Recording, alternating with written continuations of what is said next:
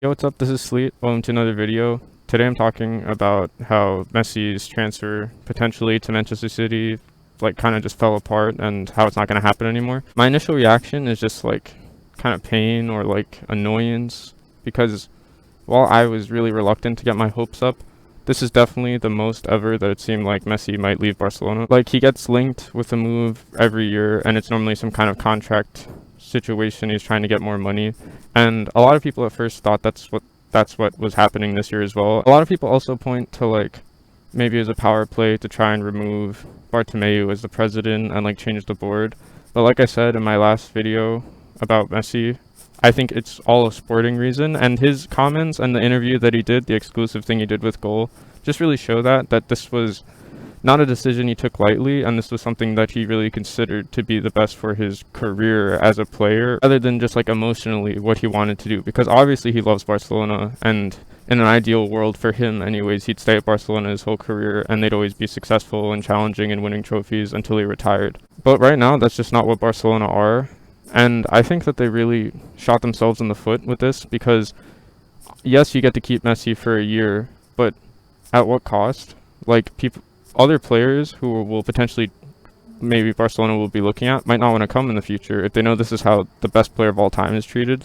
What chance do they have? They're going to be mistreated as well if it just suits the club.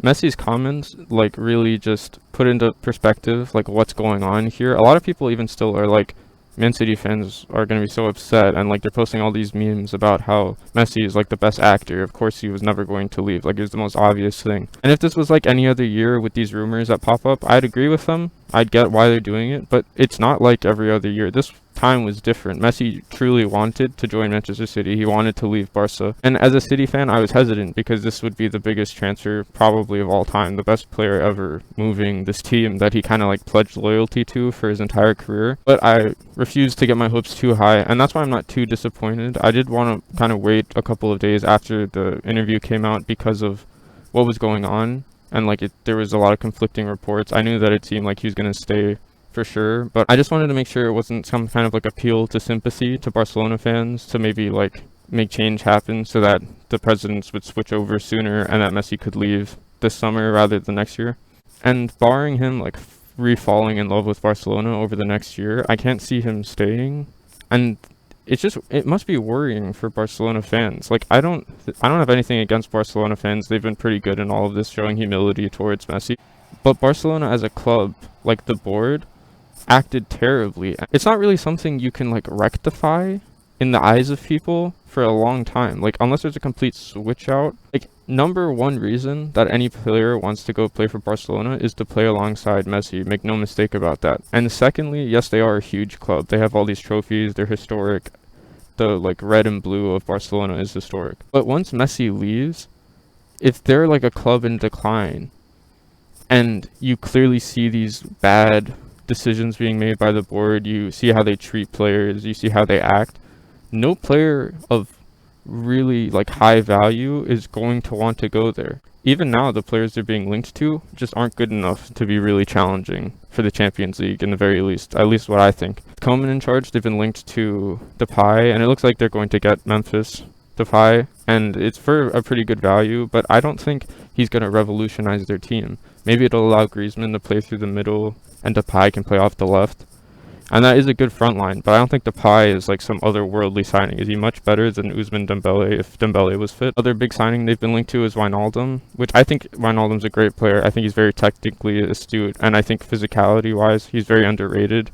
He's a real workhorse, and I think he's better than a lot of people give him credit for because he doesn't score a lot of goals, but he's one of the reasons Liverpool can play the way they do. That midfield has to work so hard so that the fullbacks can be the main attacking outlets of that team. But I asked myself again, is that a signing that Barcelona really need? I think it would improve them, but does Pjanic, Busquets, and Wijnaldum seem like a huge, great midfield that will win a bunch of games? I don't think so. And besides that, Wijnaldum's not too young. I think he's maybe in the prime of his career, but Pjanic is getting up there for age, and so is Busquets.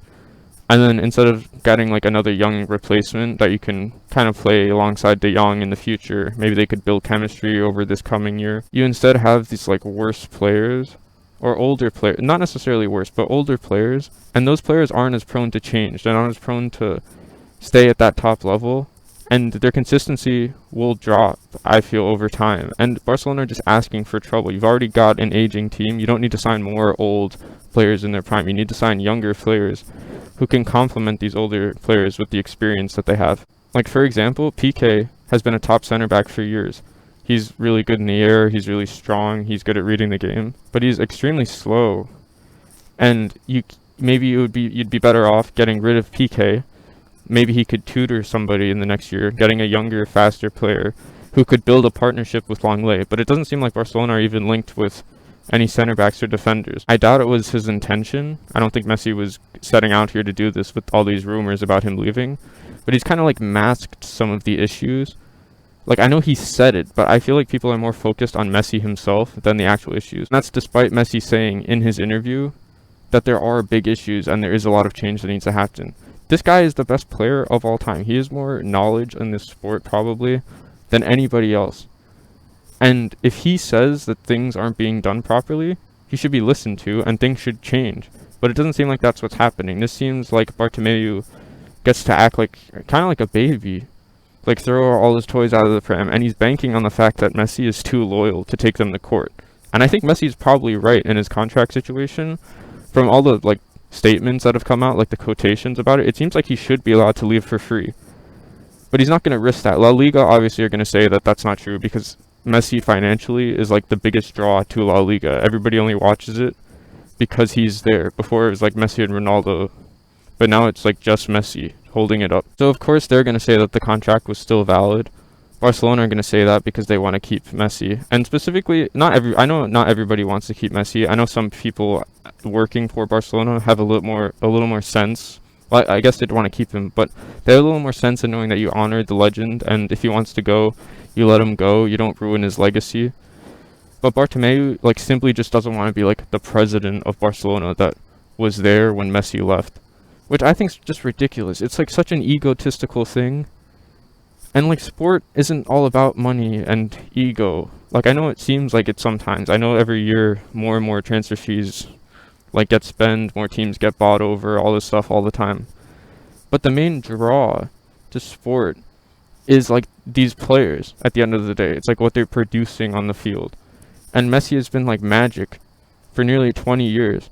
He should be respected. He's been at that club for like 15, 16 years. If he just wants to go, he should be allowed to leave. I know I'm not just saying this because I'm a City fan and I wanted Messi to come. There's also an aspect in that, like, I'm a soccer fan, I'm a sports fan. And Messi should be allowed to do that just for like the good of the sport. With the Messi deal like off the table, at least till next year, I don't know if City will go for him now.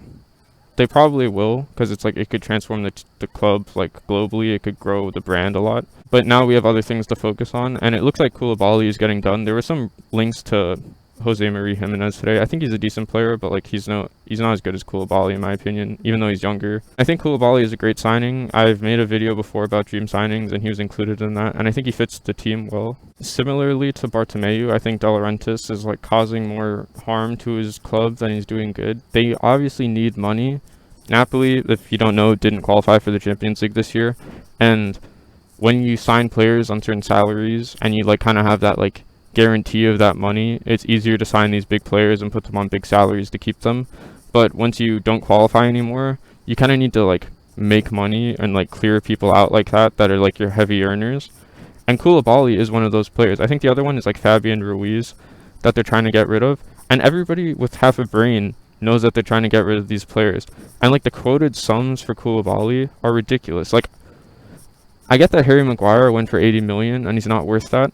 But you can't compare every deal to that Harry Maguire deal. You can't go Koulibaly's better than Maguire, so he's worth like 90 million. The player himself wants to leave because of a contract dispute. He's not getting paid enough, he feels, anyways, by Napoli, and he's already one of their highest earners. But rather than just sort this deal out and let him go for 60 million or 65 million, which seems to be what City have been bidding, now it seems like they might go up to 70. De Laurentiis has been like just holding out, and it's just really weird.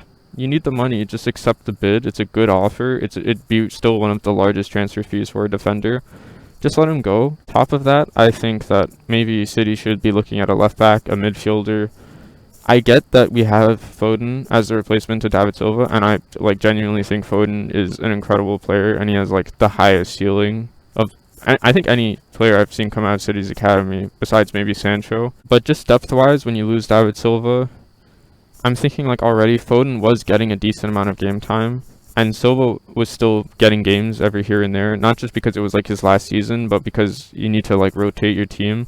City might look for another midfielder. We've been linked with Aouar. I don't know if we'll be able to afford him on top of the Koulibaly, or probably can afford him, but I don't know if City will go for that because that's a lot of big deals to make happen in like the final weeks of the transfer window. Though I think Aouar is technically brilliant. I'd love to have him at City. I mentioned him as well in my transfer video from like weeks ago, but I did think that Benacer would maybe be slightly a better fit because he's more defensive.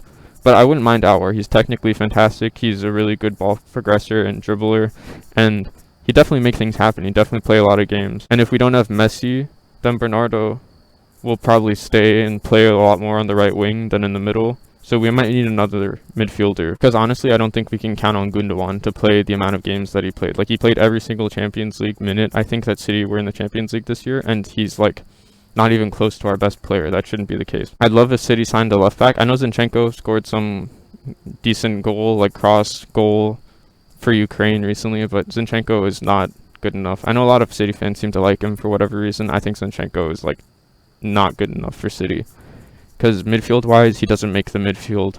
And as a left back, he's just not a good left back at all. His defensive awareness is terrible.